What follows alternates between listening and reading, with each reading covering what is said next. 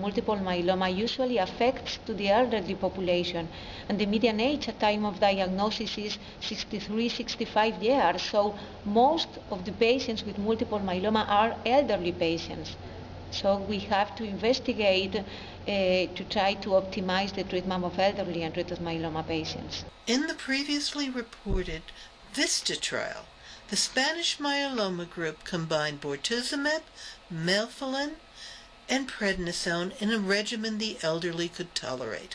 What Spanish Myeloma Group decided here in this trial, conducted in elderly and treated myeloma patients, was to use a less intensive treatment, basically based on the weekly administration of bortezomib, with the final objective of to maintain the efficacy and decrease the toxicity, especially to decrease the peripheral neuropathy.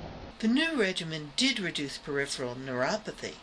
There was another important finding as well. We decided that melphalan should be considered the partner of choice for bortezomib, basically based on safety and cost.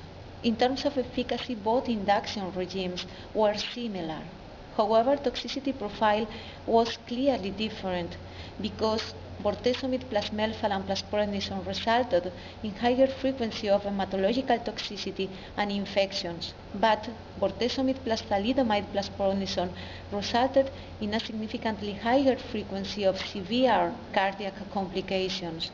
So, infections and hematological toxicity are able to be prevented with the use of prophylactic antibiotics and GCSF, whilst cardiological complications are more difficult to be prevented. So, if we consider safety and cost, we prefer to use, we'd rather use melphalan than thalidomide.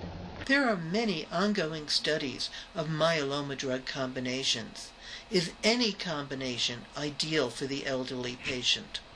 And it's not easy, but it's possible. And I have in front of me an elderly and treated myeloma patient with a previous history of thromboembolic event, for example. The best choice would be to use a bortezomib-based combination because bortezomib doesn't induce thromboembolic event. By contrast, if I have in front of me a patient with a previous history of peripheral neuropathy, the best choice would be lenalidomide because lenalidomide doesn't induce peripheral neuropathy. If patient had renal failure, for example, the best choice would be bortezomib because bortezomib is able to improve the renal failure and to recover the renal function of myeloma patients.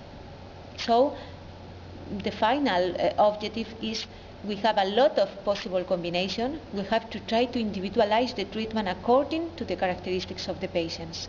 From the American Society of Hematology meeting in New Orleans, Jane McNeil for Global Medical News Network.